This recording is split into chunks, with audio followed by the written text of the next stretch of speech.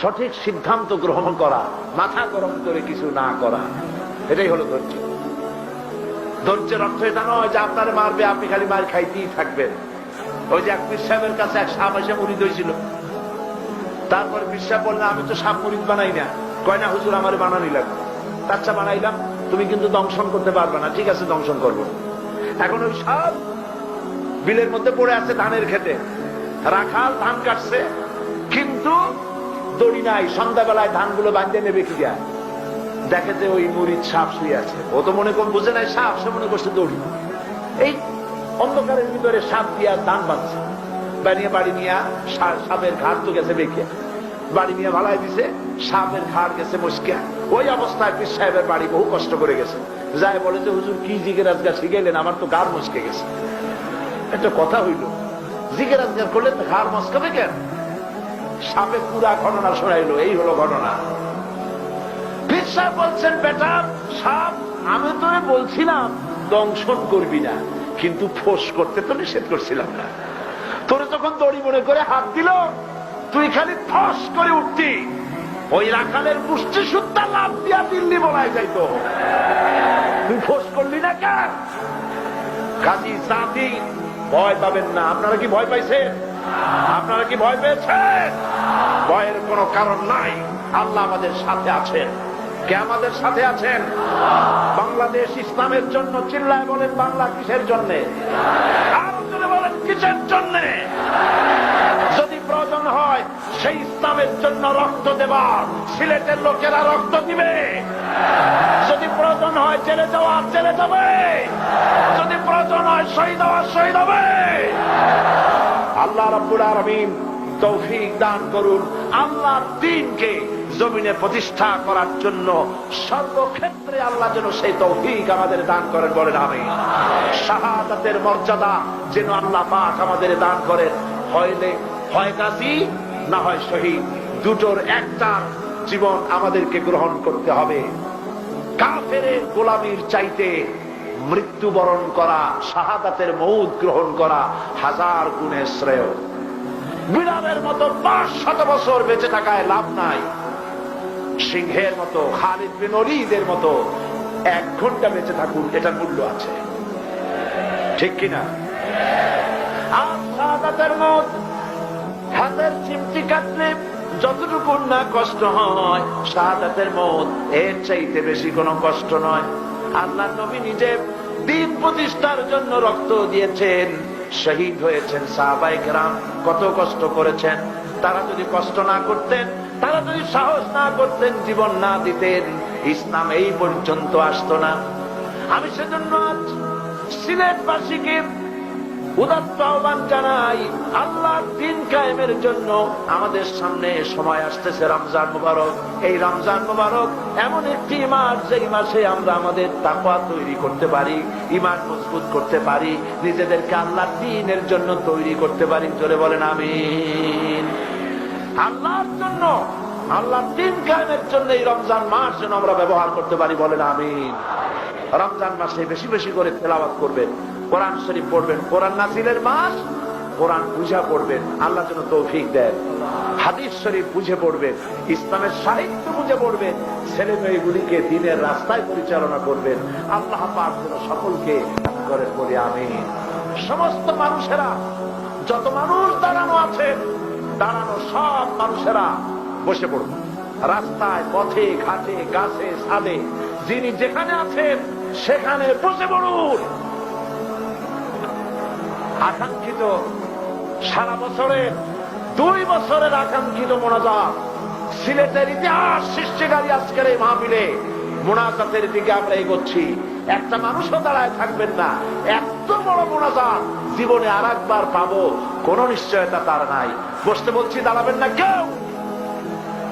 সবাই বসেন, আর জোরে সরে জিকির করেন সুবহানাল্লাহ, লা ইলাহা ইল্লাল্লাহ, সুবহানাল্লাহ, আলহামদুলিল্লাহ, সুবহানাল্লাহ, আলহামদুলিল্লাহ, লা ইলাহা ইল্লাল্লাহ।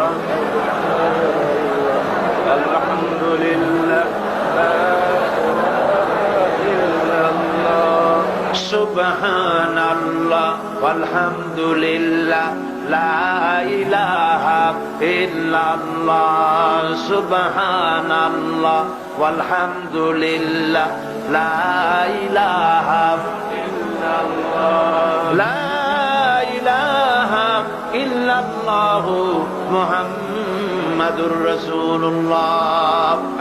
আসুন আমরা সবাই মুনাজাতের আগে তওবা পড়িনি। সবাই পড়েন আউযু বিল্লাহি মিনাশ শাইতানির রাজীম, বিসমিল্লাহির রহমানির রহিম, আস্তাগফিরুল্লাহ আস্তাগফিরুল্লাহ রাব্বি মিন কুল্লি যামবিন ওয়া আতুবু ইলাইহি লা হাওলা ওয়ালা কুওয়াতা ইল্লা বিল্লাহিল আলিয়্যিল আযীম। আয় আল্লাহ তাআলা, আমি ওয়াদা করছি